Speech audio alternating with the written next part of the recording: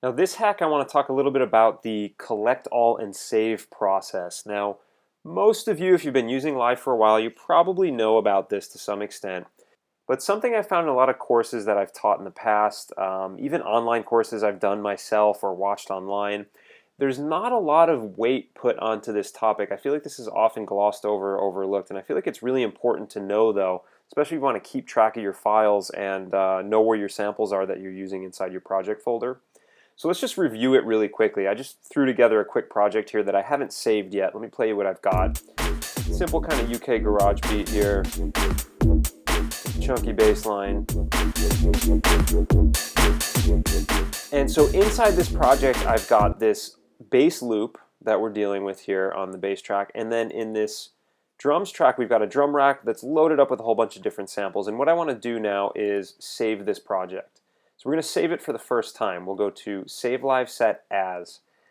And this is going to prompt me to choose a location where to save this. Now I'm working off of a template project that I already created, but we are going to save this as a new project. So whenever I save new projects, I like to save them in this folder I've created for myself called Ableton Live Project. So I'm going to choose that from here in the Finder, and let's call this UK Garage Beat or something like that. And it's going to save into that. I just want to double check, make sure it's going to save into my projects folder where I save all of my projects. So let's hit save and let's see what happened. Now let's navigate to that folder. So here is my Ableton Live Projects folder. Let's open it up nice and big. And we can see here, here's my UK Garage Beat project. And if I double click to look inside, we can see an Ableton Project Info folder and just the ALS file, which is the actual project file itself. Now, if I were to take this project and let's say copy it onto a flash drive, maybe bring it over to my friend's house and continue working on it with him or her, we'd run into an issue here because if they don't have all of the same samples that I'm using in the project, we're not going to be able to hear anything. We're going to get this big ugly message down here in the status bar, which is going to tell us that media files are missing. It's not recognizing, it's not reading the media files. So what you'll want to do when you save your projects is treat them as a self-contained project folder, meaning not only will it have the ALS file that contains your actual project file and the state of your live session and everything like that, but it'll also contain all the samples, and that's where this collect all and save feature comes into play. So if we go to File again from the taskbar and we say collect all and save, let's just say yes to everything. And this is basically we're telling Live where to save the files from. So do we want it to save files from elsewhere, meaning files from third-party sample packs, stuff that is not part of the core library. Files from other projects. So if we've brought in any files from another existing project, do we want to collect them into this project? Files from the user library. These are any files that we have custom imported into our own user library.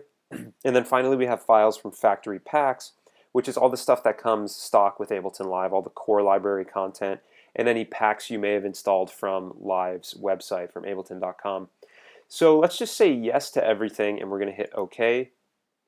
And now let's take a look at our project folder. So we can see here, in addition to the ALS file, we also have a samples folder, and that's going to contain all the imported drum files that I had in the drum rack, the loop, and then process. This is anything we've frozen. It looks like I went in and I froze that bass loop. So all of the samples are now contained in the project, and if we go and we take this project folder and we put it on a flash drive or something like that, it'll contain all the samples. Now I can bring it over to my buddy's house and we can open it up and continue jamming from there. So again, we've got this nice self-contained project folder. So that should hopefully make sense to you. But something I want to point out, and I notice this happens to my students a lot. I teach classes at a school where students are turning in homework assignments. And a lot of times what happens is they'll swear up, down, left, and right that they've collected and saved their project, but when I open it up for some reason I still can't see any of the project samples that they've used in the project. I'll get a status bar icon down here that says media files are missing, and it's just a big huge headache. But what I think often happens, and I've walked through this with students so I know for a fact that it happens, is a lot of times people will save a project that they've already collected and saved once. They'll save it to a different location, not realizing that they've saved it to a new location, and also not realizing how Ableton Live is going to treat it when you save it to a new location. So let's try that right now. So we know for a fact, just to review, I've saved the project in my Ableton Live Projects folder. It's all self-contained. We've got all the samples there. Fantastic. So let's do this. Let's go back to the project we're working on, And let's click File, and we're going to say Save Live Set As again. And this will prompt us, if we want to, we can save it to a new location. So let's do that. Let's save it to the desktop now. We can even keep the same name. Everything inside the project is exactly the same as it was. And let's just hit Save. And let's see what happened now. Let's go to the desktop. Let me close this window here. If we go to the desktop, we can see here is my project folder on the desktop. And I can see the project folder. Everything looks good, but if I open it up, let's open it up nice and big, we can see pretty clearly already, I can see the ALS file, Ableton Project Info, but we don't have any samples inside the project folder.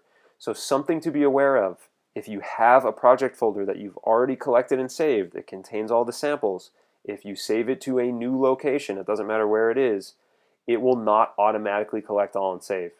So we need to go back over to our project. Let's hit Collect All and Save one more time. We'll just say yes to everything, hit OK. And let's take a look at the desktop. Here's our project folder, and bam, now we see the samples contained inside the project folder and everything is good to go. Now, I don't expect you, if you're just working on your own computer, you're probably not going to be saving the same project to multiple locations. But if you ever are moving projects around your computer or putting them onto a hard drive or a flash drive or something to work with a collaborator, this is something that's definitely worth keeping in mind. So 2 takeaways from this video. 1, if you're not doing it already, make sure you are collecting all and saving. It's also a good idea to, let's go back to my Ableton Live Projects folder, make a separate project folder for every song you're working on or every project you're working on, and keep any versions of that project saved in the same folder, as well as keep the samples that are related to that project in the same folder.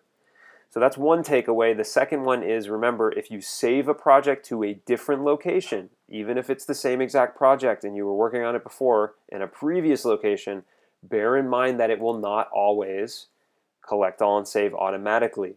You will have to go in and hit Collect All and Save one more time. And as a last little takeaway here, it's a good idea just to start making it a habit, if you don't already. When you're done working on the project for the day, let's say I worked on this for another hour, I added some new stuff to it.